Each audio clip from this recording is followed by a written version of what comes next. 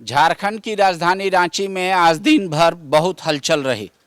क्या वजह है इसके पीछे और क्यों रही, आपको कई दर्शकों को ये पता होगा कि सुबह से ही ईडी का छापेमारी चल रही है। हमारे साथ हमारे सहयोगी संजय हैं। सुबह शुरुआत होती है खबरों की कि ईडी की छापेमारी हुई, कितने जगह हुई, किन किन के यहाँ हुई, क्या कुछ मिला और उसके बाद कैसे दिन बढ़ता चला। देखिए, शुरुआत में तो प्रेम प्रकाश जो जिनसे पहले भी ईडी पूछताछ कर चुकी है, उनकी पत्नी से भी पूछताछ कर चुकी है, उन्हीं के यहाँ आज फिर से जो है 2.5 महीने बाद ईडी सुबह सुबह पहुंची और उनके तकरीबन 17 ठिकानों पे, अगर राज्य के बाहर को भी अगर जोड़ लिया जाए तो वहाँ पे छापेमारी चली। लेकिन जैसे ही 2 AK-47 जो मिलने की जो सूचना आई और ईडी के ऑफिसर्स ने अनऑफिशियली ही सही जिसकी पुष्टि की कि 2 AK-47 बरामद हुआ, जो कि आपको याद होगा हरमू स्थित जो आवास, जो रेंटेड आवास है उनका, प्रेम प्रकाश का, जहां पे ऑफिस उनका चलता था, यूके झा नाम के एक व्यक्ति हैं, उनका घर है। उन्हीं के घर में प्रेम प्रकाश ने ऊपर जो है, ऊपर का जो फ्लोर है किराए पे ले रखा है। उसी फ्लैट से 2 AK-47 मिली, जिसकी तस्वीरें भी अब तक दर्शकों तक पहुंच गई है और वो देख भी रहे होंगे। लेकिन सवाल दरअसल ये है कि वो AK-47 जो पहले पकड़ा गया और ईडी ने बाकायदा अनऑफिशियल वे में ही मीडिया को इसकी पुष्टि कर दी कि हाँ 2 AK-47 मिला है, उसके बाद रांची पुलिस ने एक तरीके से दावा कर दिया है कि वो 2 AK-47 उनके हैं, यानी कि पुलिस के जवानों के हैं। और जो बताया गया है पुलिस के द्वारा, उसमें ये कहा गया है कि वो लोग कहीं से ड्यूटी करके आ रहे थे और चूंकि बारिश का मौसम है और बारिश हो रही थी, इस वजह से वो अपने जानने वाले के यहाँ जो है वो दोनों AK-47 को रख करके और अपने घर चले आए। ये सवाल यहीं से बन रहा है और बीजेपी भी लगातार सवाल यहीं से कर रही है, जो मुख्य विपक्षी पार्टी है। आप भी या फिर जो दर्शक जो देख पा रहे होंगे, उनको ये मालूम है कि बीजेपी कैसी कैसी सवाल कर रही है, खास करके तब जब रांची पुलिस ने यह स्पष्ट कर दिया है कि वो दोनों AK-47 उनके जवानों के हैं। और चूंकि वो प्रेम प्रकाश में से पूर्व परिचित थे, इसलिए सुरक्षा, हथियार सुरक्षित रहे, इसलिए उनके घर रख दिए। नहीं, देखिए व्यवस्था कैसे चल रहा है दर्शकों को ये समझना होगा। चूंकि ये सारा सवाल है और इन सवालों का जवाब नहीं मिला है, तो पहले आप ये जान लीजिए कि वो जो 2 जवान हैं उनका परिचय प्रेम प्रकाश के जो ऑफिस है वहाँ पे यूके झा के घर में, उसमें रहने वाला एक व्यक्ति से है। दरअसल इन दोनों जवानों का जो है पहले ये लोग बॉडीगार्ड के तौर पे वहाँ पे काम कर चुके हैं। प्रेम प्रकाश के बॉडीगार्ड थे। प्रेम प्रकाश के बॉडीगार्ड थे, ऐसी सूचना है। और जब ये सूचना मिली कि 2 AK-47 पकड़ा गया है, मतलब बरामद हुआ है, तो यह माना जा रहा था कि प्रेम प्रकाश को जो है, जो बॉडीगार्ड सरकारी मिले हुए होंगे, उनके हथियार हैं। लेकिन अब जबकि रांची पुलिस ने स्पष्ट कर दिया है कि वो प्रेम प्रकाश के बॉडीगार्ड के तौर पे वहाँ पे नियुक्त नहीं थे।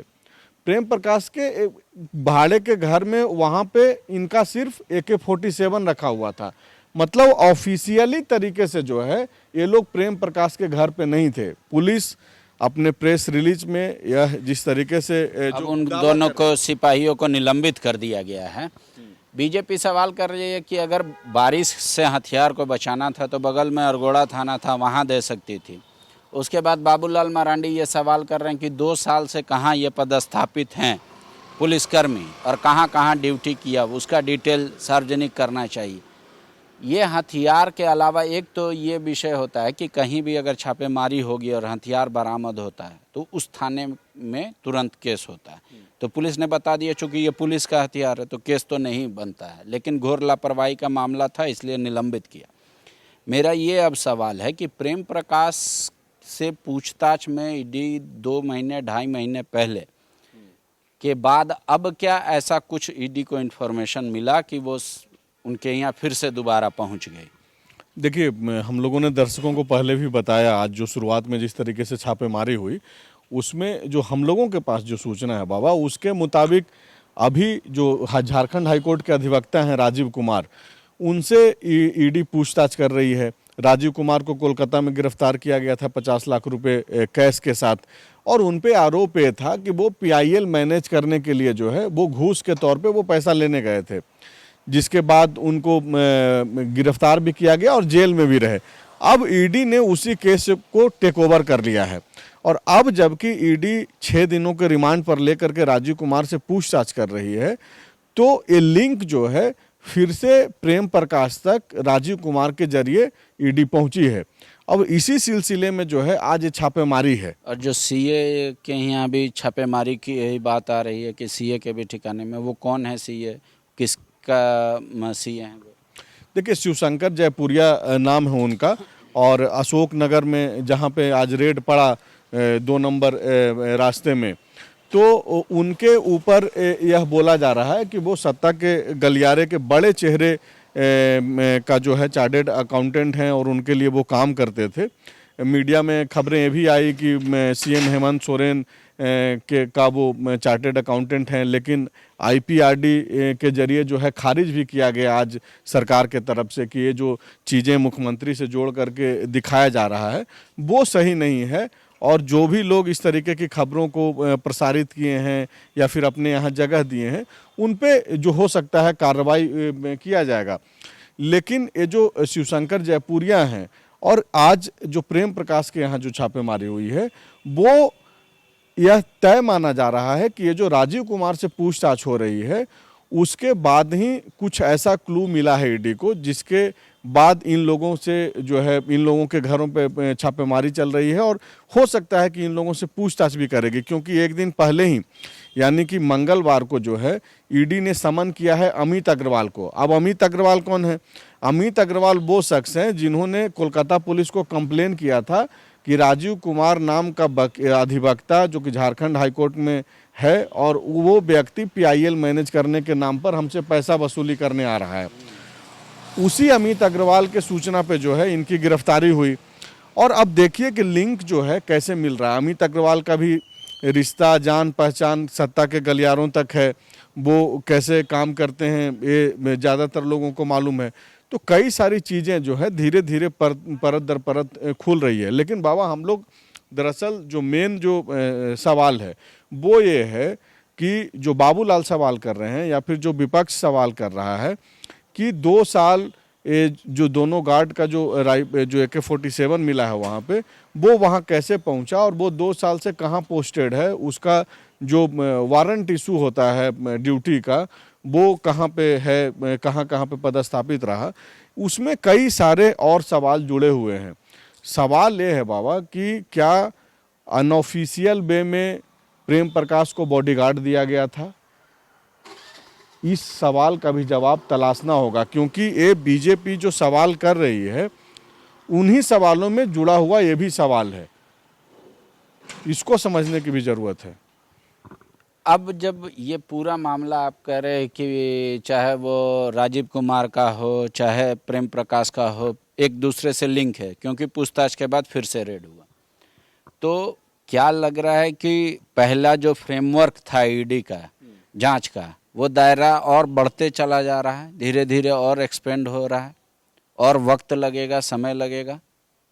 नहीं, समय लगेगा, लेकिन फ्रेम तो पहले से तय है। जैसा कि मुख्यमंत्री हेमंत सोरेन खुद बोलते हैं, जिस दिन पहली दफ़ा जब ईडी ने कार्रवाई की निलंबित आईएएस पूजा सिंघल और उनके आसपास के लोगों के ऊपर, उस दिन भी बाकायदा मुख्यमंत्री ने कहा कि ये डराने धमकाने की कोशिश हो रही है, और लगातार विपक्ष जिस तरीके से आरोप लगा रहा है और उन आरोपों में जो दम दिख रहा है उसके मुताबिक तो स्पष्ट है कि मुख्यमंत्री जो बोल रहे हैं वो कहीं ना कहीं ईडी उसी फ्रेम में काम कर। लेकिन आज सूचना जनसंपर्क विभाग ने कहा वो मुख्यमंत्री का किसी भी आरोपी से कोई लेना देना नहीं, वो तो स्पष्ट किया गया है।